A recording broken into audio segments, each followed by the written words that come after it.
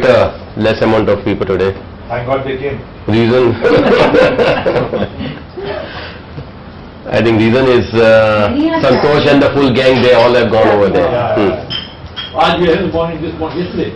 Yesterday they went, yeah. Okay, today our topic is going to be about how we deal with hope, fear, regret and pride. First we have our cognitive defects in the form of hope and fear, which leads to certain biases, emotional biases, which is about regret and pride. Now, a hospital, whenever we go to a hospital, we have hope to get better and we fear not falling much sick or dying. That's why this hospital is a house of hope and fear. Everyone who goes there is with one single mind. Hope also dominates, fear also dominates. As long as they both are balanced, there is no problem. Now, even in the investing world, we suffer from hope and fear. When we have hope for riches, we buy stocks thinking that the prices will go up. And fearing poverty, when the markets are going down, the first thing we think about is poverty. Because when you think about poverty, you start selling your stocks. So what happens is a human mind is always oscillating between hope and fear, hope and fear. It's a continuous process which is just going on and this is how we frustrate ourselves, how we frustrate our financial advisors when we shift our balance of hope and fear. Ultimately, it's all about keeping that equanimity when we are dealing with hope and fear. Now, when the markets are booming, you see stock prices going up. Your fear of poverty will start receding and your hope for riches start coming in, because it is at that point of time that you feel that okay, I can buy stocks, I'll buy these stocks. That time FOFs or investment forums, they go full, because everyone is thinking, okay, where can I get the best next step so that I can make more money. And when the markets are busting, what happens? Fear of poverty comes and people try to exit stocks. Why do they exit stocks? Is because when you think about poverty, you think about losing money. It's more to do with the losses you'll make. And when that happens, you start to exit from your assets as fast as possible. Now let's see how these have dominated. The voice of hope was the loudest during the technological boom of 99-2000, where you had a host of infrastructure companies, real estate companies, they were just booming. Irrespective of the management, irrespective of whether the company's fundamentals justified it, you had all the stock prices booming, and you had every person in the market chasing stocks which were supposed to rise the next day. And in 2001-03, after the tech burst, what happened? 2008, when we had a global crisis, Lehman Brothers went bust. What happens? The fear of poverty grew louder and louder, and everyone exited stocks. Now the challenge over here is that none of us can escape hope and fear. But the challenge is, how do we balance that? How do we know what is the time for hope and time for fear? And that's where being a contrarian, or I would say having the courage to go against the crowd, which ultimately counts. Of course, the desires for hope, for riches, freedom for poverty, they are actually all universal. The relative strength of these vary from person to person, and these are influenced by different personalities, different memories which you have according to the life experiences you have, different culture you have, and the stages of the market also play a very big role. Hope, greed, skepticism, fear, panic, despondency, hope. Now we come to the biggest question with our investment habits.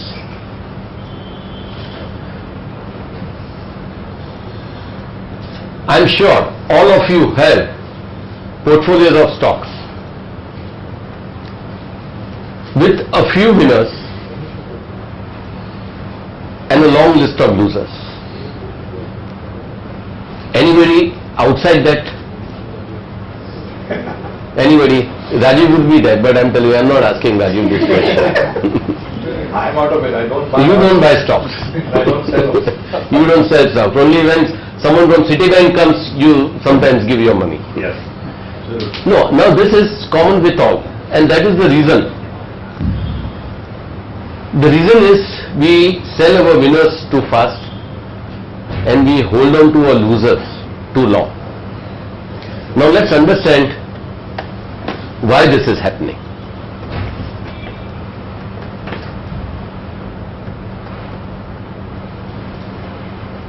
We have certain cognitive errors with us. First is mental accounting. Now money actually is fungible, but we deal with money in a very different way. We accord different values to our money depending upon the quantum of money, depending upon the efforts undertaken to earn that money, or how that money is coming to us. And in our mind, we treat money very differently. Although rupees 100 by way of a tip or by way of a gift or by way of scraping the floor and earning that 100 rupees is the same thing. But if you have really worked for the money and if you have received that 100 rupees, you put it in a different mental account in your mind. You will consider it as holy money and you will not just tend to litter away that money. Secondly, if you have won in a lottery or in a gambling, that 100 rupees would have a very different money. You tend to throw a party as fast as possible. Whether it's 100, 500 or 1000, you tend to flood that money away. Now, if the amount of the money is the same, why do we deal with it differently? Because within our minds, we have different mental accounts. We put our money in different mental accounts, depending upon how it has come to us, depending upon the size of it. For instance, I'll tell you this thing, if you get a tax refund of 5,000 rupees, you are more likely to just sell it off, spend it off. But if you get about a lakh of rupees, you start thinking, no, okay, lakh of rupees, now where should I invest it? Similarly, credit cards. You go out to Taj for dinner, pay cash for two people 5,000 rupees and pay through a credit card. It's plastic money. 5,000 rupees is the same money which you are going to spend for a dinner. But when you count those Gandhi notes and give it to them, you are going to feel very differently than you just flash a credit card. Because your mind is keeping these things in different mental accounts. I'll share with you an incident about how strong this mental accounting is. This was about 10-12 years back. I had gone to witness a cricket match. And in that cricket match we had one Parsi gentleman. He had come with his wife and his 2-3 kids, and he was a very jovial person and he was very active on his mobile phones and he was watching the match. He calls the ice cream fellow and tells him what is the price of the ice cream, because his kids wanted to buy.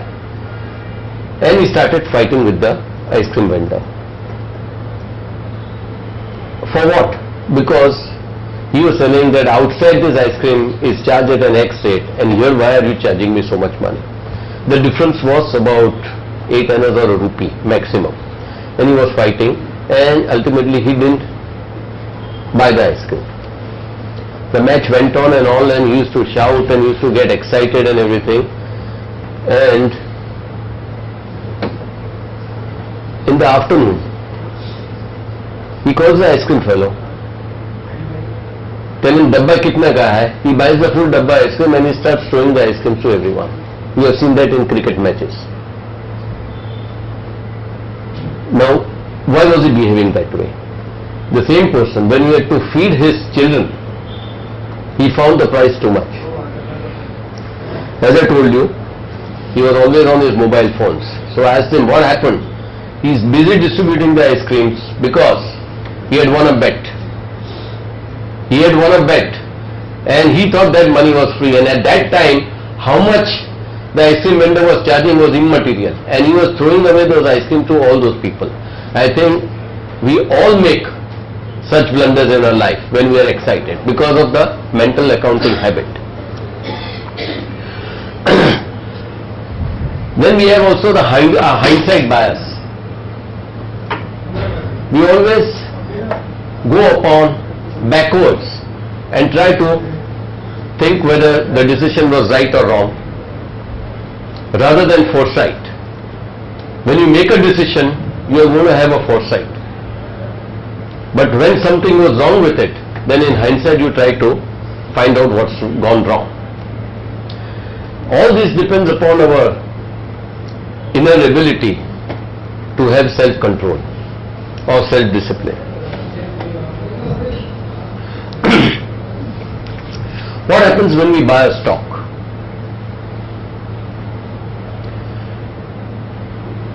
We make a mental account in our minds and we place it in that mental account, recording its purchase price, which is most important. If you bought a stock for 1000 rupees, I bought this stock for 1000 rupees. And we hope to conclude or close this mental account after we have made a profit, whatever we have mentally decided.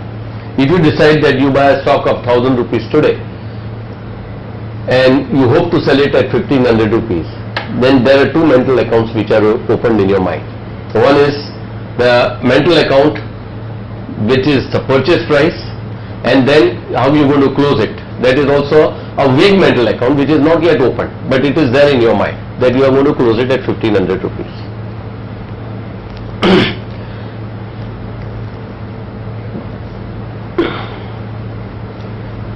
The stock price goes down to 500 rupees. So you are actually making a paper loss. You are not making a loss as well. But we are reluctant to put this loss in our mental account. And we open another mental account which is known as paper loss, to justify that our decision was really not bad. We are just making a profit, and again here is the balance. Again there is a hope that again this price will ultimately come to 1000 rupees. So now you have another mental account which is open, that of a paper loss. Always hoping that the price will still go higher and you will be able to make a profit. And that is the reason we don't sell it. Even though a paper loss you are making, you don't sell it, because there is a mental account which is open in your name, in your mind, which is hoping that you will make a profit out of it. Now, paper losses do make us feel stupid. They really gnaw at us, because it tells you that you are a fool. It gives you so many arguments. Why did you get into this stock? Why did you do this? This stock was better. At every point of time when you look at that paper loss, you feel more distressed and distressed. Why does it happen? Why does a paper loss make you more distressed? Reason is you had opened a mental account of a paper loss in your mind, and once it is in your mind, it is alive over there and it is always talking to you. So what do you do when you have a paper loss and you feel stupid? What do? You try to find out what was the reason. So what do? You go backwards, and that's how the hindsight bias sets in. Now, what is clear in hindsight was also clear in foresight. But now you try to justify that why did you not? And when you start justifying, what do? You look only at the negatives which were coming in your mind. At that point of time, you try to find out, oh, I should have listened to it, the interest rates are going to go up. I should not have bought it because the company is affected by the interest rates. Oh, I knew that new technology would come and this company would not do that. Now all these factors were there, but when you were really hoping for it, hoping that the stock will go up, you never gave any importance to those. And now once you are into the hindsight mode, you start thinking about them and thinking that why did you not think of it? No, you always thought of it, but because of the hope of making riches were there, you never gave them any importance, because when you have a hope, you try to look only at the positives. You try to ignore all the negatives.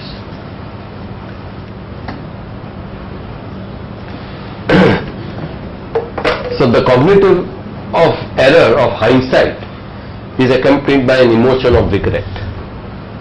Now we all suffer from regret. We suffer from regret because we make decisions.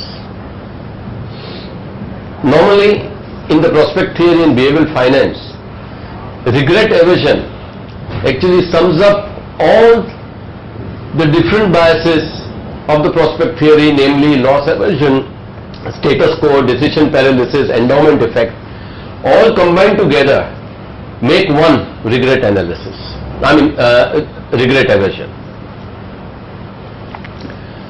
Regret is definitely painful with paper losses because your mental account is not cleared. But when you have realized the loss, the regret becomes very painful. What is the reason? Why does the regret become very painful? Because now is the time that you close the mental account.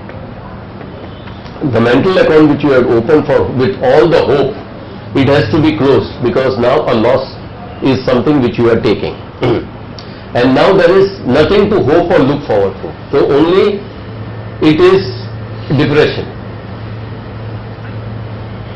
Now I will give you a twist. Satish owns rupees 20,000 worth of stock of Tisco. A knowledgeable friend suggests to sell it and buy Jindal Steel. However, Satish refuses. And over a period of 1 year, Tisco stock price drops by 30% and his investment is only worth 14,000 rupees and he is making a loss of 6,000 rupees. Got this clear? Now, there is another situation. Sahil owns 20,000 worth of Jindal stock. Trusted friend suggests that he convert that into Tisco. After a year, Tisco stock price drops by 30%, leaving the investment depreciated to 14,000. Is this clear? Who feels really bad? Satish or Sai? Both are losing 6,000 each, but who would feel much more? Sai will feel. Why would Sai feel? Because they made it sell. No, why would Sai feel bad? Sold a winner and bought a loser. Sold a winner and bought a, and that person didn't do anything.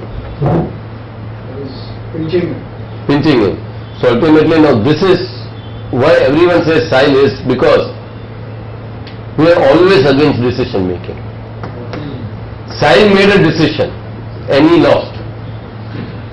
The problem in life is that we will only remember or we have regret for decisions we have made.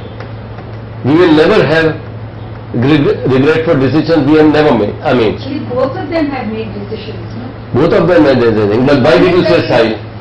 Because Sahil listened to his friend and made the decision. The other one got also the same tip. But the reaction was not. No. It was his own choice No. to remain so. No. Sahil made two decisions. Sahil sold up one thing and then he bought. And so here Sahil made a decision.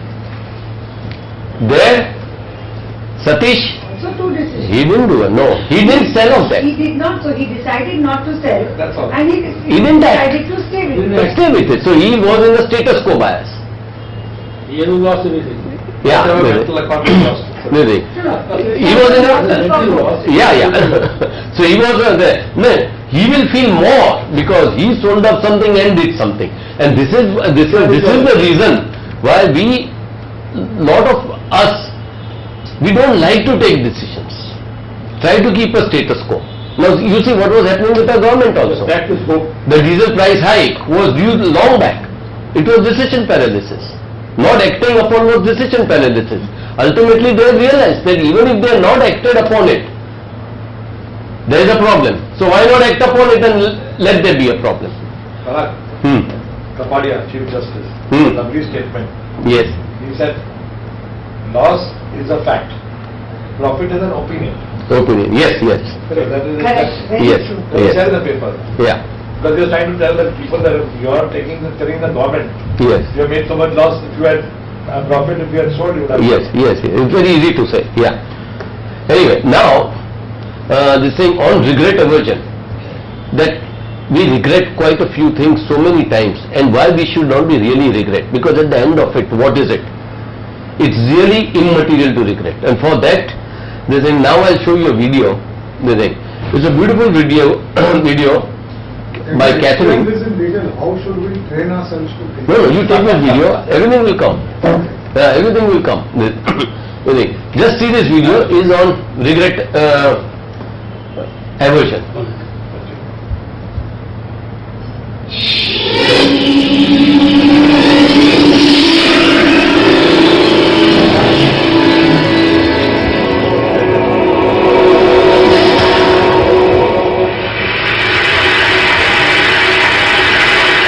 So that's Johnny Depp, of course. And that's Johnny Depp's shoulder. And that's Johnny Depp's famous shoulder tattoo. Some of you might know that in 1990, Depp got engaged to Winona Ryder. And he had tattooed on his right shoulder, Winona Forever. And then 3 years later, which in fairness kind of is forever by Hollywood standards, they broke up. And Johnny went and got a little bit of repair work done. And now his shoulder says, Wino Forever. So like Johnny Depp, and like 25% of Americans between the ages of 16 and 50, I have a tattoo. I first started thinking about getting it in my mid-20s, but I deliberately waited a really long time. Because we all know people who've gotten tattoos when they were 17 or 19 or 23, and regretted it by the time they were 30. That didn't happen to me. I got my tattoo when I was 29, and I regretted it instantly.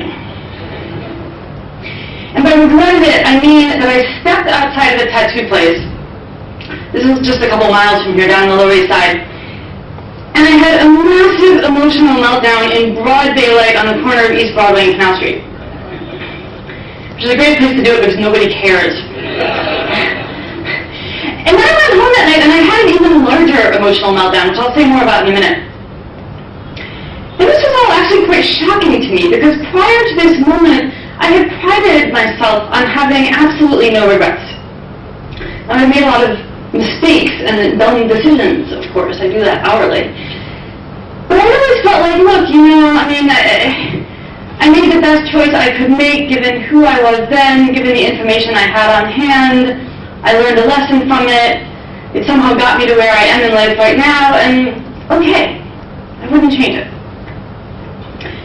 In other words, I had drunk our great cultural Kool-Aid about regret, which is that lamenting things that occurred in the past is an absolute waste of time, that we should always look forward and not backward, and that one of the noblest and best things we can do is strive to live a life free of regrets. This idea is nicely captured by this quote: "Things without all remedy should be without regard. What's done is done." And this seems like kind of an admirable philosophy at first, something we might all agree to sign on to. Until I tell you who said it. Right, so this is Lady Macbeth basically telling her husband to stop being such a wuss for feeling bad about murdering people. And as it happens, Shakespeare was onto something here, as he generally was, because the inability to experience regret is actually one of the diagnostic characteristics of sociopaths. It's also, by the way, characteristic of certain kinds of brain damage. So people who have damage to their orbitofrontal cortex seem to be unable to feel regret in the face of even obviously very poor decisions. So if in fact you want to live a life free of regret, there is an option open to you. It's called lobotomy. But if you want to be fully functional and fully human and fully humane, I think you need to learn to live not without regret, but with it. So let's start out by defining some terms. What is regret? Regret is the emotion we experience when we think that our present situation could be better or happier if we had done something different in the past. So in other words, regret requires two things. It requires, first of all, agency. We had to make a decision in the first place. And second of all, it requires imagination. We need to be able to imagine going back and making a different choice, and then we need to be able to kind of spool this imaginary record forward and imagine how things would be playing out in our present. And in fact, the more we have of either of these things, the more agency and the more imagination with respect to a given regret, the more acute that regret will be. So let's say, for instance, that you're on your way to your best friend's wedding, and you're trying to get to the airport, and you're stuck in terrible traffic, and you finally arrive at your gate, and you've missed your flight. You're going to experience more regret in that situation if you missed your flight by 3 minutes than if you missed it by 20. Why? Well, because if you miss your flight by 3 minutes, it is painfully easy to imagine that you could have made different decisions that would have led to a better outcome. I should have taken the bridge and not the tunnel. I should have gone through that yellow light. These are classic conditions that create regret. We feel regret when we think we are responsible for a decision that came out badly, but almost came out well. Now, within that framework, we can obviously experience regret about a lot of different things. This session today is about behavioral economics, and most of what we know about regret comes to us out of that domain. We have a vast body of literature on consumer and financial decisions and the regrets associated with them. Buyer's remorse, basically. But then finally, it occurred to some researchers to step back and say, well, okay, but overall, what do we regret most in life? Here's what the answers turn out to look like. So, top 6 regrets, the things we regret most in life. Number 1 by far, education. 33% of all of our regrets pertain to decisions we made about education. We wish we'd gotten more of it. We wish we'd taken better advantage of the education that we did have. We wish we'd chosen to study a different topic. Other very high on our list of regrets include career, romance, parenting, various decisions and choices about our sense of self, and how we spend our leisure time. Or actually, more specifically, how we fail to spend our leisure time. The remaining regrets pertain to these things: finance, family issues unrelated to romance or parenting, health, friends, spirituality, and community. So in other words, we know most of what we know about regret by the study of finance, but it turns out when you look overall at what people regret in life, you know what? Our financial decisions don't even rank. They account for less than 3% of our total regrets. So if you're sitting there stressing about large cap versus small cap, or company A versus company B, or should you buy the Subaru or the Prius, you know what? Let it go. Odds are you're not going to care in 5 years. But for these things that we actually do really care about and do experience profound regret around, what does that experience feel like? We all know the short answer, right? It feels terrible. Regret feels awful.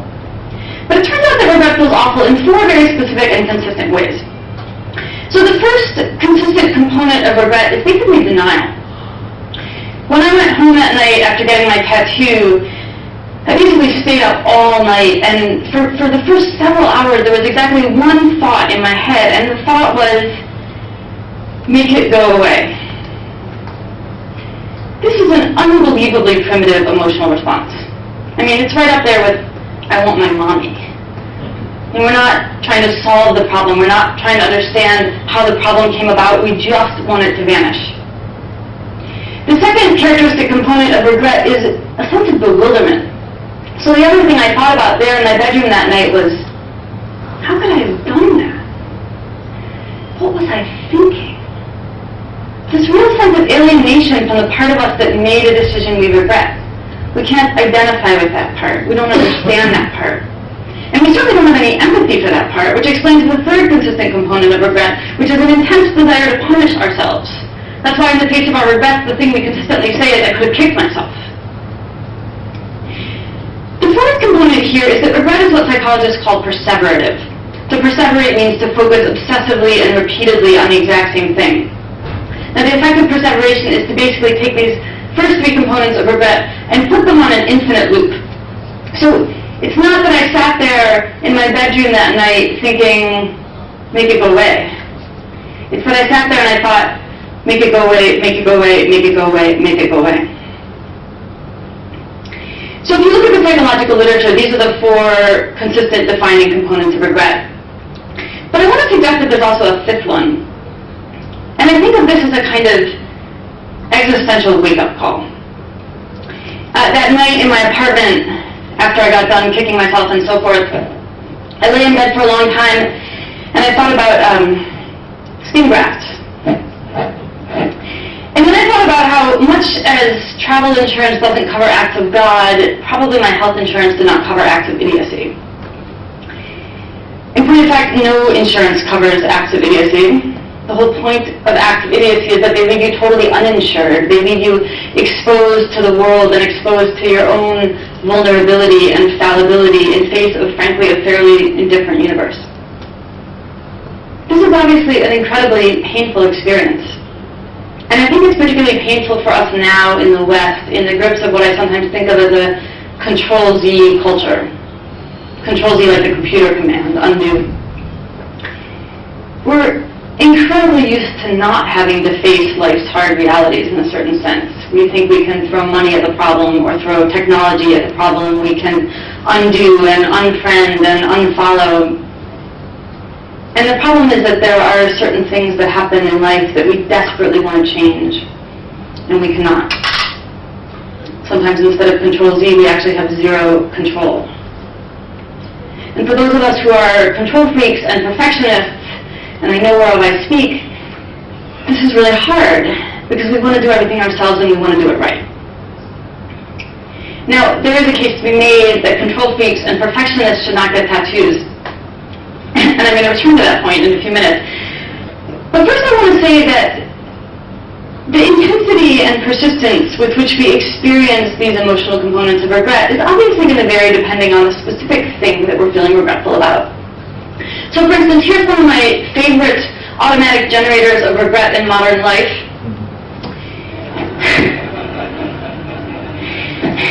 Right, and the amazing thing about this really insidious technological innovation is that even just with this one thing, we can experience a huge range of regret. You know, you can accidentally hit reply all to an email and torpedo a relationship. Or you can just have an incredibly embarrassing day at work. Or you can have your last day at work. And this doesn't even touch on the really profound regrets of life. Because of course sometimes we do make decisions that have irrevocable and terrible consequences, either for our own or for other people's health and happiness and livelihoods, and in the very worst case scenario, even their lives. Now obviously those kinds of regrets are incredibly piercing and enduring. And even the stupid reply all regrets can leave us in a fit of excruciating agony for days. So how are we supposed to live with this? I want to suggest that there's three things that help us to make our peace with regret. And the first of these is to take some comfort in its universality. If you Google regret and tattoo, you will get 11.5 million hits. The FDA estimates that of all the Americans who have tattoos, 17% of us regret getting them. That is Johnny Depp and me and our 7 million friends. And that's just regret about tattoos. We are all in this together.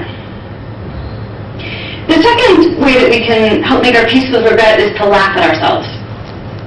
Now in my case, this really wasn't a problem because it's actually very easy to laugh at yourself when you're 29 years old and you want your mommy because you don't like your new tattoo.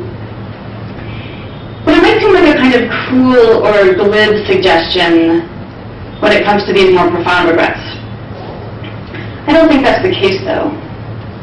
All of us who've experienced regret that contains real pain and real grief understand that humor, and even black humor, plays a crucial role in helping us survive.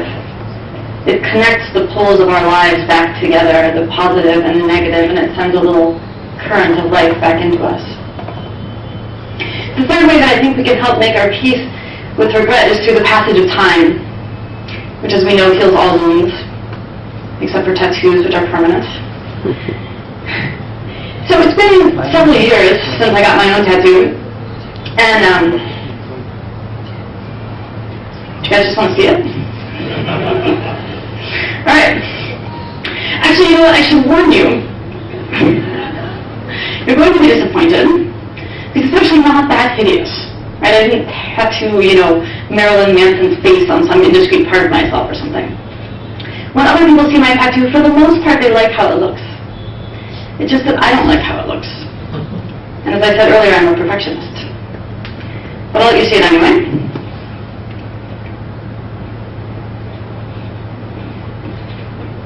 This is my tattoo. I can guess what some of you are thinking. So let me reassure you about something. Some of your own regrets are also not as ugly as you think they are. I got this tattoo because I spent most of my 20s living outside of the country and traveling. And when I came and settled in New York afterwards, I was worried that I would forget some of the most important lessons that I learned during that time. Specifically, the two things that I learned about myself that I most didn't want to forget was how important it felt to keep exploring, and simultaneously how important it is to somehow keep an eye on your own true north. And what I loved about this image of the compass was that I felt like it encapsulated both of these ideas in one simple image. And I thought it might serve as a kind of permanent mnemonic device. Well, it did. But it turns out it doesn't remind me of the thing I thought it would. It reminds me constantly of something else instead. It actually reminds me of the most important lesson regret can teach us, which is also one of the most important lessons life teaches us. And ironically, I think it's probably the single most important thing I possibly could have tattooed onto my body, partly as a writer, but also just as a human being. Here's the thing. If we have goals and dreams, and we want to do our best, and if we love people and we don't want to hurt them or lose them, we should feel pain when things go wrong. The point isn't to live without any regrets. The point is to not hate ourselves for having them. The lesson that I ultimately learned from my tattoo and that I want to leave you with today is this.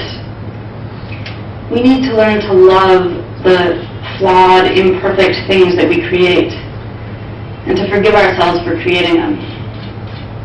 Regret doesn't remind us that we did badly. It reminds us that we know we can do better. Thank you.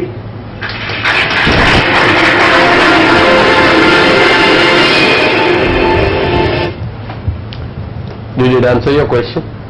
Yes. Okay, I will take it later. This is more about coping with the decision. Coping with the decision. My question was, how do we train ourselves to take better decisions? Okay. Okay, 20 years from now, you'll be more disappointed by the things you didn't do than by the ones you did do. That's all. So therefore you should get trained how to make better decisions. How to make better decisions.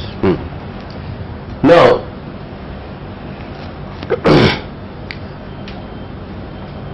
how to make better decisions? To avoid this regret, sometimes you will have to realize the mistakes which you make. Not spending enough time with kids. Secondly, not taking your career too seriously. These are all very important decisions where over a period of time you will find that you will really regret for that. How to make a good decision depends upon your individual wisdom. Give you two examples. You have a mobile phone from the third floor. It's an Apple 4. You throw it from the third floor. I mean, you accidentally slip it out from the third floor. It falls down. What would you think? It's an accident. Then you will think, why did you not take care of it, or why did? If you are going in your car, a car is backing up and it gives a dent to your car because your driver was not very careful while he was driving. How would you feel? Pathetic.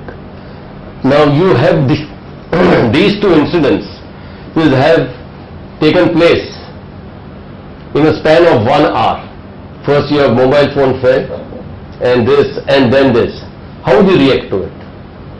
खराब दिन है आज. How would you react to it? How would you react to it? Which is a bad accident? How would you? Second one is there was just a dent. No fault of mine. No fault of no, and even this phone slip. No, the damage which was higher damage. That depends on what happened to the dent and what happened to the... phone बच जाता है. I'll tell you something. These two things happened to me this morning. This mobile is working as it is. Nothing happened. Nothing happened to this, also falling from third floor. My car, the driver made a mistake, but the guy was backing up. Now what choices did I decide? But since I have been working on this presentation last 2 days, I was able to react to both these incidences in a much more better way. Okay, at the end of it, what is it? A dent in a car, they say. Like what she is telling, at the end of it, what is it? And even if this fell down, the servant went and got it down and it was this thing, I just put the password and it was on. So sometimes we give too much importance to minor things. Now, some of these regrets, some are very short term and some are very long term. Like not spending time with your kids once they grow older and once they run away. You think those pain comes over a longer period of time. Sometimes in our young age we want to do a whole lot of things and we are not able to do that. And when we grow old, that is the time we realize, why have we not done certain things? So, as far as regret aversion is concerned, it's not a big deal because it's past is past, it's already done. Now what is the opposite of regret? On the opposite side, you have this pride. Then we have to be very careful about this also. When you buy a stock, from 1000 it goes to 500, then you suffer from regret aversion. But what happens when it goes from 1000 to 1500? It fills you with pride. What do you start thinking? I am a genius. How smart I was. How did I identify the stock? I made money. You start thinking big of yourself. In the other part, when you had regret, you started kicking yourself.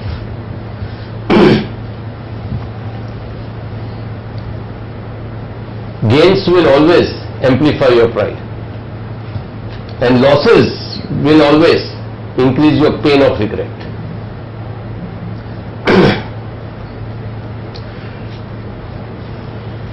Regret is always painful and pride is always pleasurable. But actually both are teachers for us, and especially in the stock markets. What is happening with your mind? Now this may answer your question. When lessons of regrets are overly harsh, you tend to go into decision paralysis. Because when so many times you have had regrets, then you stop making any decisions. And when you start getting right, you start becoming overconfident and over-optimistic. Now, the trick is, how do we be equanimous in both these conditions? And for that decision-making process, intelligence and brilliance will carry the day. But it is the the wisdom which will endure. So ultimately it's to be wisdom. And wisdom is based upon this thing, your character. How you are able to deal with certain situations. Wisdom is based on that. Wisdom is not based on any outsider. It's how well you have groomed your own character to deal with, because that only gives you wisdom. But in the markets we find that every time we are being pulled by the pressures of regret as well as pride. But you have to realize one thing. Stocks can go up or down for many reasons or for no reason at all. Like what has happened to the stock market going up 500 points. Have anybody checked their portfolios? You will be finding that market ऊपर गया, मेरा तो कुछ नहीं हुआ है. Is it right or not? Or you may बोल रहे हैं? No, because 30 stock indexes, 30 the index stocks have really gone up. That's why you feel that the market is totally up. Now, what has happened in the current rally also? Even this is a sort of a mental heuristic which has taken place. Government has announced FDI and retail. Everything is just going up. Implementation is going to be the key. Just announcing this, the market has gone up, doesn't mean that the implementation will be as smooth as possible. But this is how stock markets work. So we should consider the stock price is going up and down as a no event at all. That way only you will be able to be successful in the markets. This is what the dad is telling the son.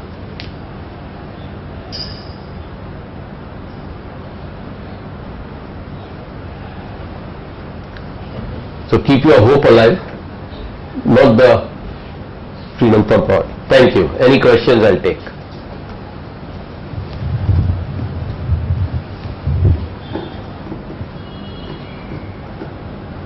There is also a saying, decision is better than no decision. In a sense, whether it's bad or good, making a decision is important. See, because why? What is the reason? Management theory. No, it's not management theory. No decision is bad. See, when you make a decision, you have a 50% chance of going right, 50% chance of going wrong. That's right. If you don't make a decision, you lose out on those two options. So you lose out on the 50% of going right. That's why it's always better to make a decision. Good, our Prime Minister has made a decision now. Yeah, hopefully. I Yeah. don't know whether I read it or Chittambaram. Yeah, Rajeev. Just one comment. Buffett was asked as to the biggest mistake that he has made in his investing career. He replied with something that he said, it's not visible in the financial statements. The biggest mistake that I have made is by twiddling my thumbs when I could have done something. So he had started to buy Walmart. He got a very small quantity of Walmart and the price moved up a few cents. He didn't revise his price limit, he kept waiting for the price to come down again, and then it never came in his price range and he actually keeps count that I lost so many $1 billion by not acting. That's an Which opinion. goes with- It is an opinion. That's what it is. Okay, thank you. There is a go slow. You're opening the bar early today. No?